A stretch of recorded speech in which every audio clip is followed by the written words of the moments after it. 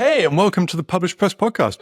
I'm Steve Birch, and on this podcast, we interview people who use WordPress as it's intended, as a world-class publishing platform. And today I'm talking with Andrew Wilder from NerdPress, and he uses WordPress for world-class bloggers. NerdPress focuses on people in particular niches, such as food bloggers, travel bloggers, DIY bloggers, and so on, and helps them succeed. Some of these companies are, well, they're not just mom and pop operations anymore, not just individual bloggers. They are multimedia operations with YouTube channels, kitchens in their home, with big budgets, with big newsletters, with big fan bases. And Andrew supports bloggers like that who are really pushing WordPress to the limits. And I talked to him about those niches, about what those successful bloggers have done to grow so big. I think you're really going to enjoy this conversation.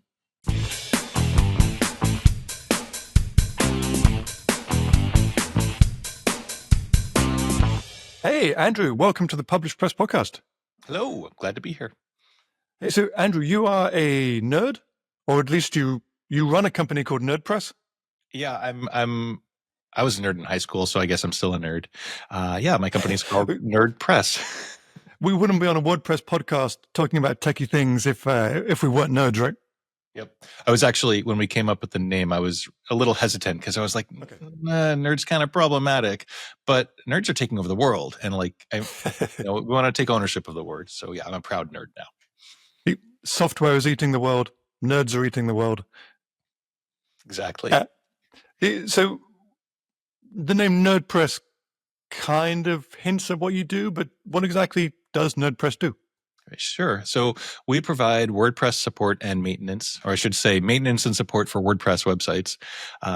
And we work with hundreds of independent publishers and content creators. Oh, okay, because there's a lot of WordPress maintenance companies out there, people that will take your website and for $50 or $100 a month will run the updates, make sure your plugins are not conflicting with each other, do some basic minimum checks on your site. And there's a lot of maintenance options out there.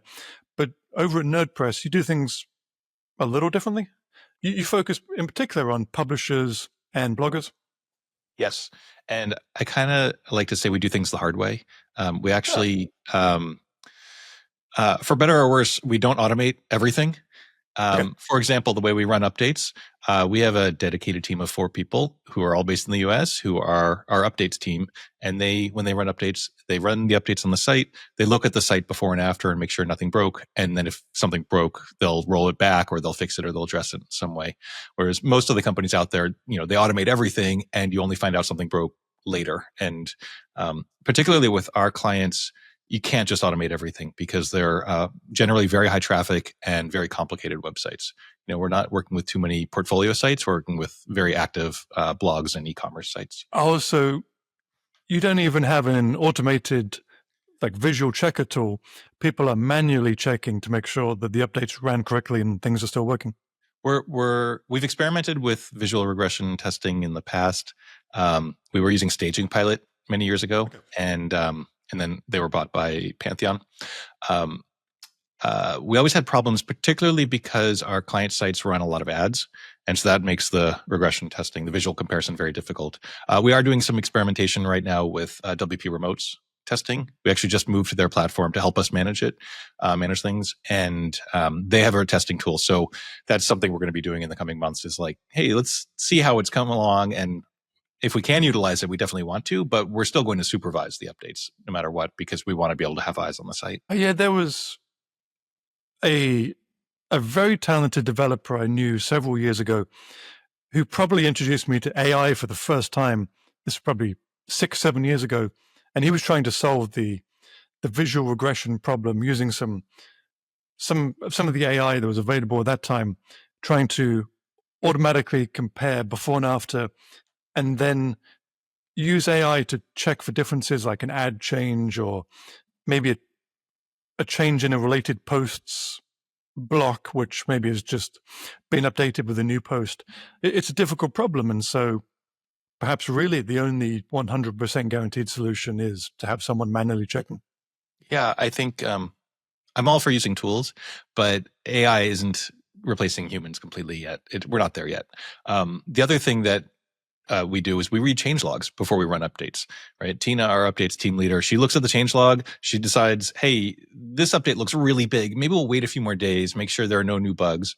And if we have a problem with an update, we'll stop updating that plugin on all of our client sites until we can figure out the resolution. So it sort of provides our clients with a type of herd immunity.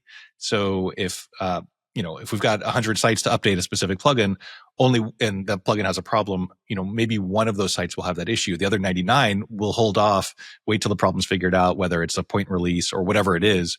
And so there's a layer of protection there. And I think that would be very hard to automate that across sort of the whole collection of sites that we manage. Oh, so that's how you manage to keep 4 people busy just on updates, because they're doing all the manual checks. If something goes wrong, then they stop, and all the other sites have to wait. It's a lot of processes. Yes.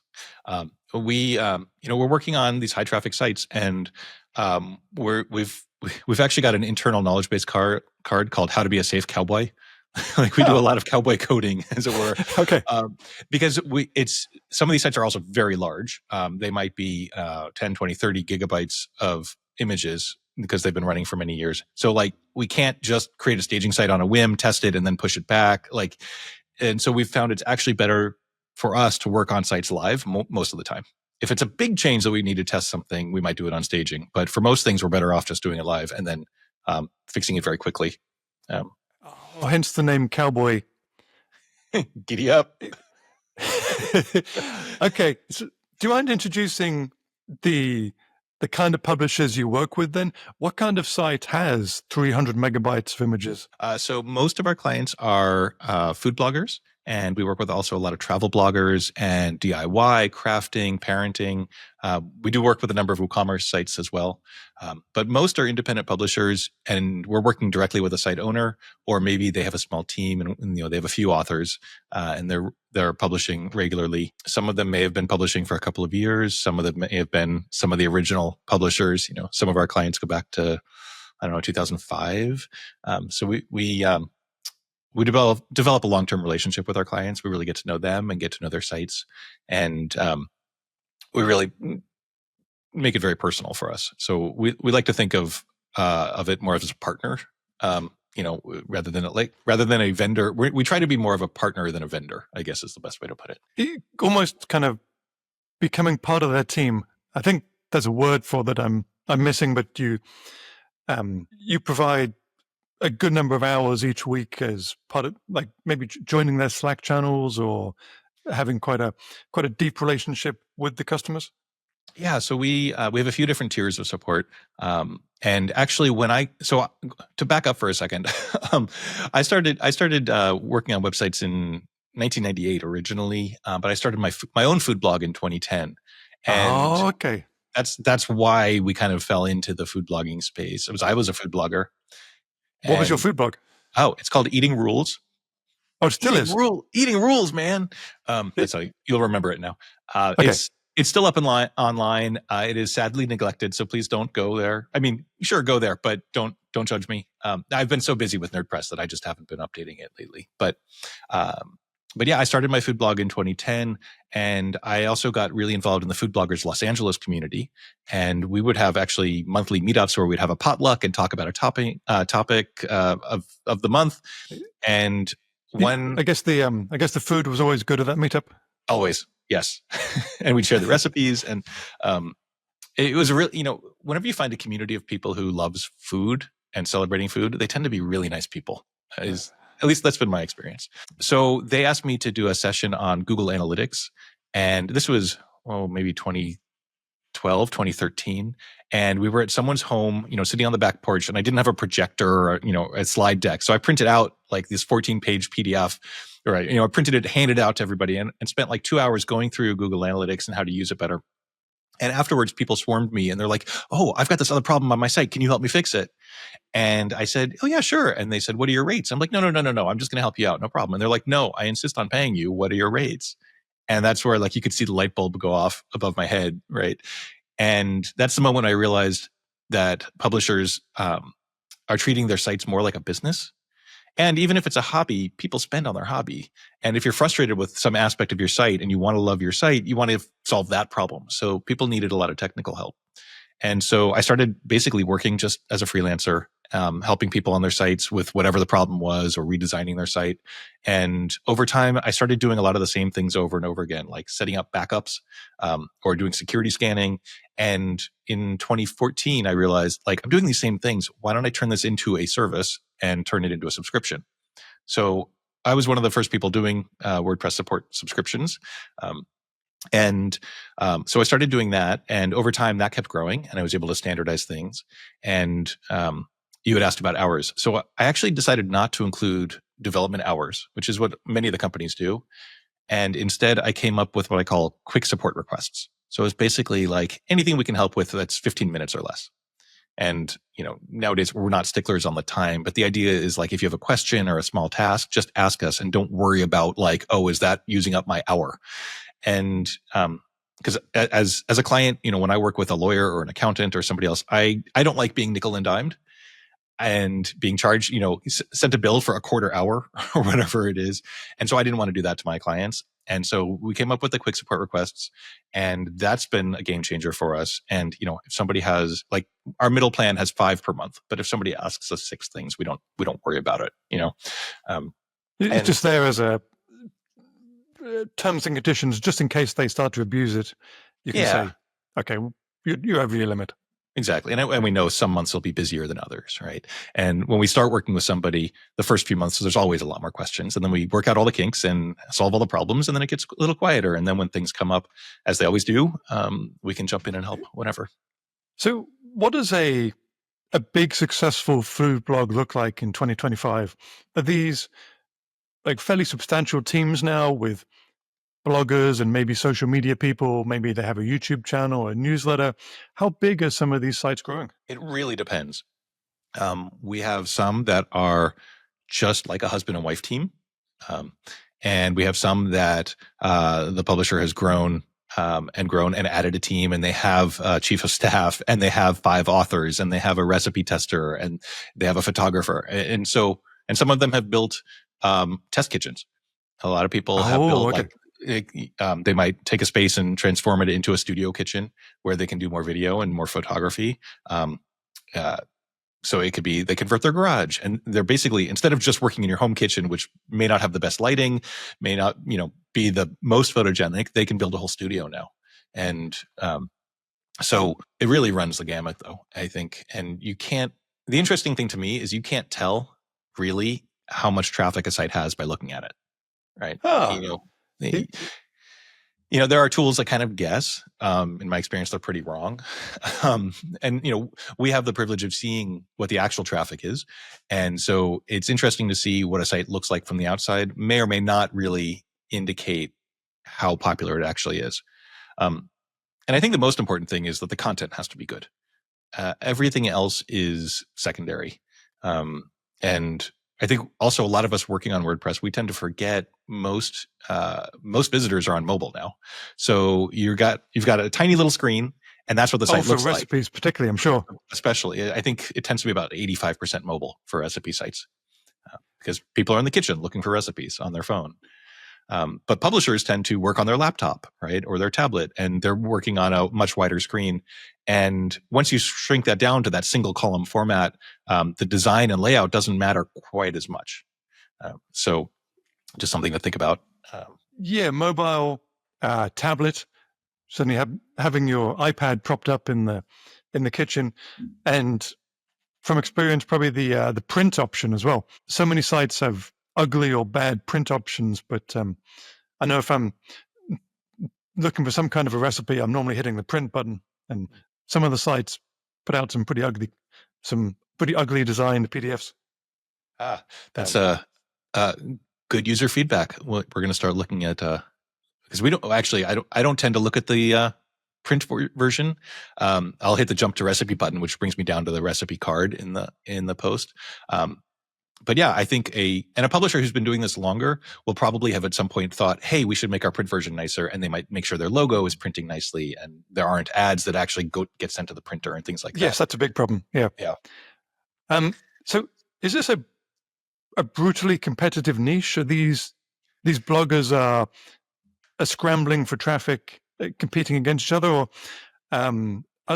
well, I guess that's my question. Is this a tough place to make a living? You're always fighting for 1 versus 2 in the Google rankings? I love this question because I think there's this crazy dichotomy, I guess, or I don't know, what's the word? Well, there's the interesting thing about food blogs is they are all in competition with each other, right? Because most of the traffic these days comes from Google search, and there's only those 10 spots. And really the difference between even position 1 and position 2 can mean a huge difference in traffic. But at the same time, most food bloggers are very supportive of each other and collaborative. The most popular Facebook group is called Food Bloggers Central. I think there's about 6,000 or 7,000 people in it. And the community there is just incredible. So one of the reasons I love working with food publishers in particular, and now we're branching out into travel publishers, and I'm finding a very similar ethos there, is everybody's very supportive of each other, and they're answering questions and lifting each other up. And there may be some stuff going on behind the scenes because this is becoming a little bit bigger business, but in general, the community is incredibly supportive and welcoming. It is a difficult way to make a living. To your second question, okay. It is a roller coaster. It is not easy. People think, oh, well, I'll build a website and I'll get lots of traffic and I'll make a ton of money. And we do have publishers making millions of dollars a year doing this.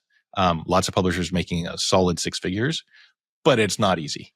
So it's not passive income by any means. It may not be directly correlated with your time, but you're going to be putting a lot of time in. And I think you have to be, you have to have a strong stomach to withstand all of the Google updates. Every time there's a core update, your rankings are probably going to change, and it's going to be a roller coaster. And so, it definitely got more competitive during the pandemic. It sounds a little bit like the WordPress community in that sense that a lot of the people in the community are, I was going to say frenemies, but that's not quite the right word for this. Friendly competitors, maybe. That they are competing with each other, but also they may go to the same conferences, hang out in the same Facebook groups. They may know each other well. I mean, you've just got back. I think there's the Tastemakers conference for food bloggers, and there's at least a couple of big travel conferences for travel bloggers as well. And that's where these people hang out together, share knowledge, just like WordPress people. Yeah, it's there's a conference for everything now, right? So we just went to the Tastemaker conference, and just got back from the TravelCon conference. Excuse me. And it's very similar. It's travel publishers and food publishers, and a lot of the sessions could be the same because they're really about the technical aspects of building a blog or building your social media community, or how do you monetize and how do you diversify your income, and how do you build community, build your audience. I know when Colin was on, you talked a lot about building your email list, right? Because that's the only way you can quote unquote own your audience. Because if it's just on social media, you could lose that time, right? A couple of episodes ago, we interviewed Colin from your team, who also runs the Hubbub social plugin that you guys run. And I asked him the question, well, what social networks are all the NerdPress bloggers using to drive traffic nowadays? And he thought for a second and said, newsletters. Newsletters are the best social network. Absolutely. I mean, it's the only one that you'll have forever. Email hasn't died, contrary to popular reporting. I'm surprised I'm not seeing more SMS signups. There were a lot of people doing that a few years ago with push notifications, but I think users just found them annoying. Like they don't necessarily want to text every time there's a new blog post. But I think there might be a frontier of some more text. I think the key for a publisher is to always provide value to their audience. That's the most important thing. We could talk about SEO, we could talk about technical things, but the bottom line is you have to be providing value as much as possible. So you don't want to be like, hey, I'm interrupting your dinner with a new blog post, right? You want to send something that's useful, ideally at the right moment when they're ready to receive it, if you can, and really trying to find ways to make your audience's life better in some way. We've seen quite a bit of SMS use in local publishers. Again, the audience quite often is on mobile, and then maybe signing up, visiting your site on mobile, and WhatsApp or text messages are a way to get notifications out there for people that may not regularly come back to your website or may not want to get a newsletter. There's definitely something there for that kind of audience. I guess the problem may be if you have a recipe, when are you going to hit someone with your latest recipe? Is it sort of maybe Monday morning, Tuesday morning when someone's planning out the food for the kids for the week? Yeah, I mean, I think it depends on the audience. Most successful publishers have niched down to some area. For example, I was speaking with somebody at TravelCon, and she, I said, "What's your blog about?" And she said, "About travel." And I'm like, "Okay, let's get a little more specific, right?" And she's like, "Yeah, I've been learning I need to niche down." And then she said, "Oh, it's about Gen X travel." And I'm like, "Oh, okay. Well, I'm a Gen Xer. Keep going." And I'm like, "But Gen X is like, a huge audience too, right?" So, okay. And then she drills down further and she says, "Actually, it's about Gen X, intergenerational Gen X travel. So when you're trying to plan a trip with your parents and your kids for the whole family, that's what she's writing about now." And I just found it so compelling that it's like, okay, you've got an audience. Like if you don't have to please everybody, right? If you try to please everybody, you'll please no one. But if you find that's a big enough niche to support your site and that you can speak to, it's going to resonate and people are going to find it really helpful and useful. Oh, so if someone wants to do a big family trip, maybe even like a family reunion trip with several generations, she would have advice how to go somewhere to keep the grandparents and the parents and the grandkids happy at the same time. Exactly. Yeah. Nice. And I mean, you could just see you could very easily see the blog posts she'd write like, what to do in certain cities with your family, how to search Airbnb better, more effectively. It kind of just makes the path is so much clearer there. And when you're a reader, you're going to know what you're going to get by going to that site. How are these people generating revenue these days? I can imagine that maybe some of them have subscription options, but advertising is still big. Maybe some partnerships. What does the revenue model look like for a successful blogger these days? All of the above. Okay. I think by far display advertising is the biggest thing, which is why when you go to sites, you see so many ads on the page. This is like Mediavine and other companies? Yeah, Mediavine and Raptive are the two biggest players in the space. There are others, of course. And besides display ads, though, I think all the ways you mentioned, whether it's selling a membership, selling a product, you could sell a cookbook or a travel guide, selling a newsletter, you could have a general newsletter and then one with more VIP content. So there's lots of ways. Partnerships is a big one too. For travel publishers, that's big. Getting deals with like tourism boards. You go to Travel Tucson and they may put you on a trip and pay you to produce content to promote visiting that city, for example. It's this is about the, depending on when it comes out exactly, be about the 10th or 11th episode of this podcast we've done. And I swear in every episode so far, the word that's come up has been, this can sound a little geeky, but some variation of like multi-channel or omni-channel that just about everyone who's in publishing nowadays, to make it work, they're adding up subscriptions and advertising and maybe YouTube revenue and partnerships. And then by the time you've got 5, 6, 7 different sources of traffic and revenue, then you quite often have a sustainable business if you're able to juggle those successfully. Yeah, I think the word I'd use for that is diversification. That's probably a better word than the one I've been using there. Because when you say multi-channel, I think, I'm publishing in lots of different places. They're doing that too, yeah. Yeah, which that sounds exhausting.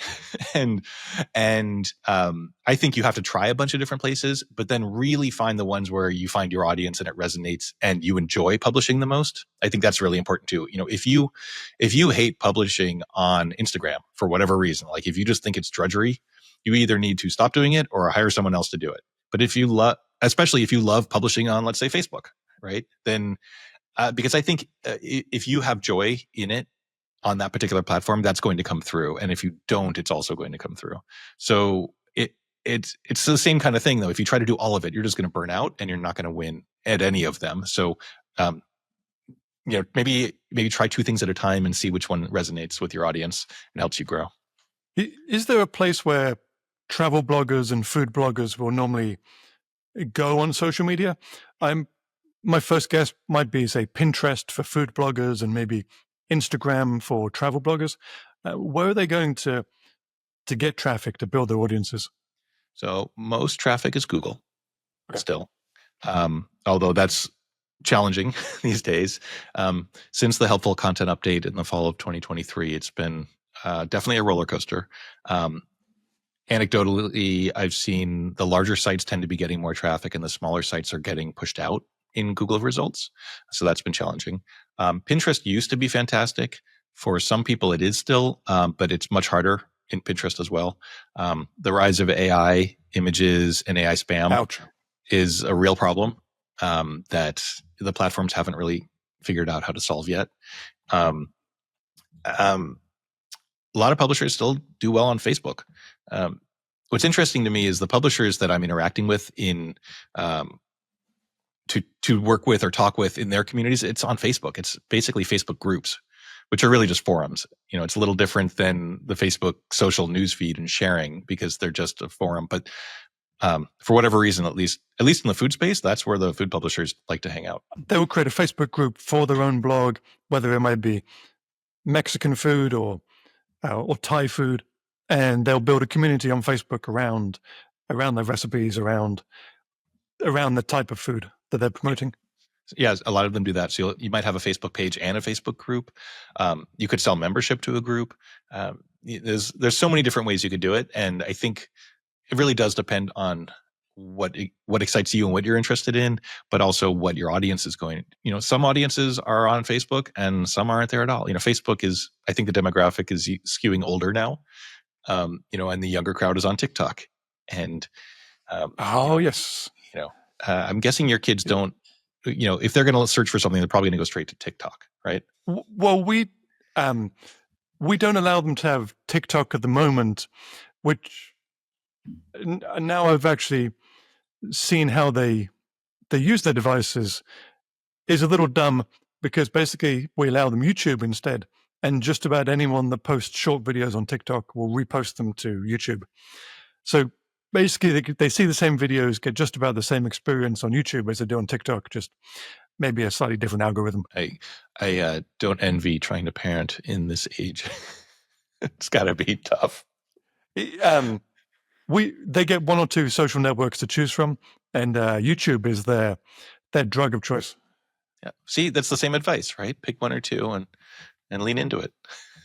Yeah, parenting and social media promotion and marketing, that's the same thing. So are there ways in which NerdPress can help these publishers? For example, you've got their WordPress site under your control. Are there things that you can do, such as speed optimization, to help them be more competitive? Yeah, absolutely. So as many of you probably know who are listening, Google introduced Core Web Vitals a few years back, which are basically speed and user experience metrics. And Google said, hey, we're judging every site on these measurements, and it's a ranking factor. And the reason they did this is because they want websites to provide a good user experience. That's the whole point, is really user experience. But because it's a ranking factor, everybody started paying attention, because it's very rare that Google says, hey, we're ranking you on this thing, right? They don't usually make it that easy. And so everybody took notice.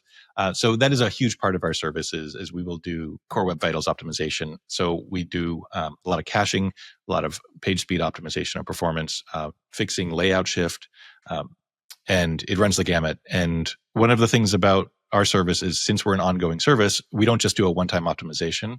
We'll get everything set up and working, and then anytime something changes, we can jump back in and tweak it or adjust whatever needs to be adjusted. Because it's really not a one-time thing; it needs to be maintained a lot. So, to the bigger question, like, we try to be a technical partner for all of our clients, so that they don't have to worry about the technical stuff in general, and so they can focus on creating great content for their audience. Do small differences in their scores, in their speed scores, make a substantial difference? I imagine a lot of these sites are really quite similar. You may take this the wrong way or not, but maybe some of the recipes are quite similar to. When it comes to the speed and the caching, is, say, the difference between ranking first and second for a Google search result, maybe the difference between having, say, a 97 or 96 speed score. Is this a super competitive industry where just minor changes and improvements can have a big effect? I think minor changes can. I wouldn't say a tiny bit in Core Web Vitals will be make or break. It depends on the query. It depends on the competition for that query. It depends on what not just how much competition, but what the competition is. Since it is a ranking factor, you want to be like, it's table stakes basically. Google has said that each of the factors has a good, needs improvement, and poor range. And Google has said once you're in the good range for each of the metrics, there's no SEO benefit to being any better, because they consider good to be a very high bar. So if you're good on CLS, INP, LCP, then you're good, right? So as long as you're in the good range, I'd say it's better for your visitors to make your site faster and more performant, right? We're talking about, like, once you're in the good range, your site's already very good. And I don't think you're certainly not going to see an SEO benefit by pushing it even farther, at least not directly. And you've kind of answered this already, at least a touch, with your answer on Pinterest of being spammed by AI. But are there ways in which you can help or maybe advise them on using AI with their platforms? Or is this still very much a kind of a handcrafted industry where people have a lot of trust in the bloggers, and any kind of AI-generated content might harm that trust? I think it depends on what you mean by AI-generated content. I think it's interesting because I think publishers have a love-hate relationship with AI at the moment.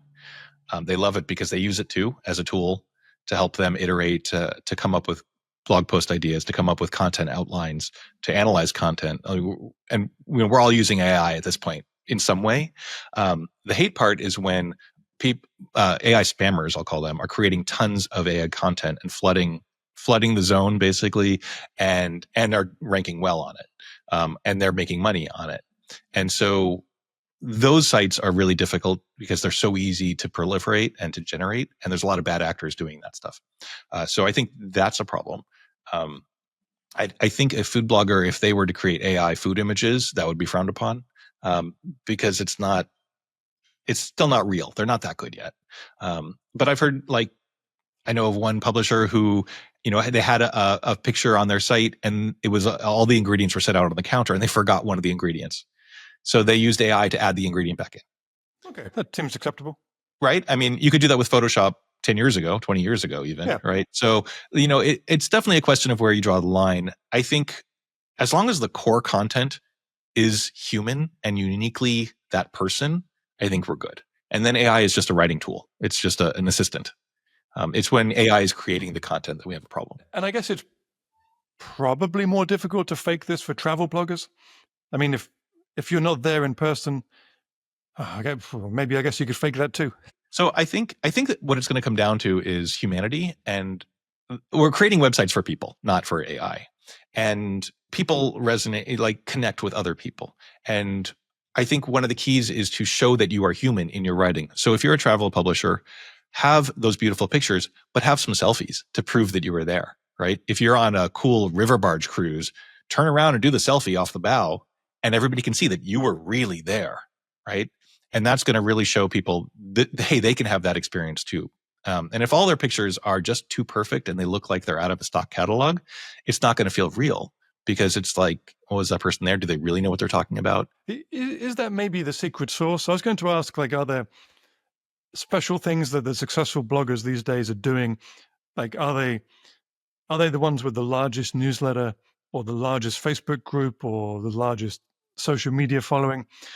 But is it better to ask, maybe, are the most successful ones the ones that are authentic and are able to build a community regardless of which particular platform they choose?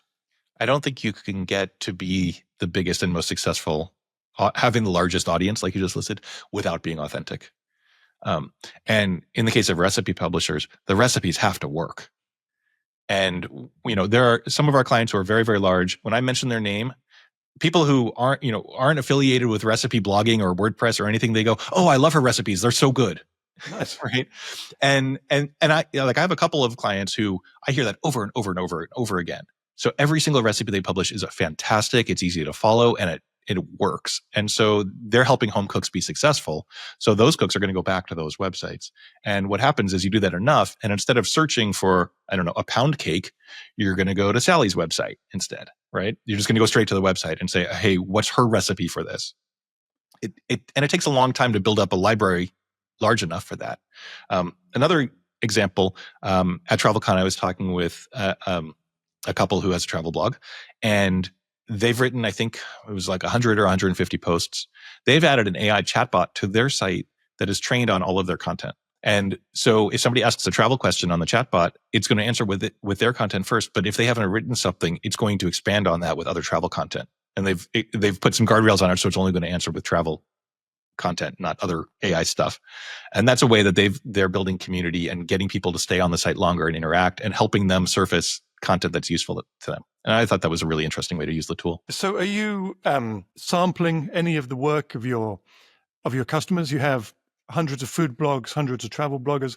Are you downloading recipes from your customers and trying them out, or downloading travel tips from your travel customers and using them for vacations? Oh, absolutely. If I'm searching for a recipe, of course I'm going to click to our client site, right? But I'll give Palin from Hot Thai Kitchen a shout out. My husband has made her pad see ew recipe many times, and it's incredible. We'll have to put it in the show notes. I actually saw her at Tastemaker last year and had to run over and fanboy and give her a hug. So, are the vast majority of the bloggers at conferences like Tastemakers or TravelCon, are they all on WordPress? Is this a WordPress dominated niche? For food, absolutely. Okay. For travel, so we've just gotten into travel a little bit more. The pandemic was an interesting time, right? For sure. Very good for some and very bad for others. And for food blogs, the pandemic was ultimately really great because everybody had to stay home and cook, right? And travel bloggers had the opposite. And so basically travel publishing was decimated from the pandemic, as was travel. And, we're a few years out of that now, and we're seeing new travel publishers come into the space. And so we've got a lot of people who are just getting started, and they've only been doing it for, a few months or a couple of years. And technically, they're still learning a lot. Last year at TravelCon, we had a lot of people say, "Oh, I need to start a site. I know I need to be on WordPress." Or, "Oh, I started on Wix. I know I need to move to WordPress." And this year, when we met with publishers, many, many more were already on WordPress. So it's really actually cool to see the evolution just in the last 12 months between the two conferences, how much they've grown. So next year, I'm sure they're going to be now asking about other tools and other site speed, and they're going to be evolving and getting more sophisticated as they grow and have more content. So this is quite possibly an audience, an industry where other WordPress people could join you and sell their wares.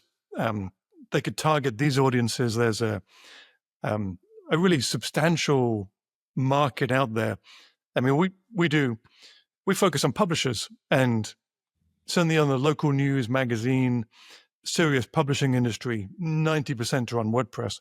And I guess the same is true with bloggers as well. This is quite a substantial market, which there are some plugins out there, some people who sell like recipe card plugins, and I'm not sure what you do for travel websites, but it sounds like there's certainly a market out there for WordPress people to help these bloggers succeed, to sell them services, to sell them plugins. I think so.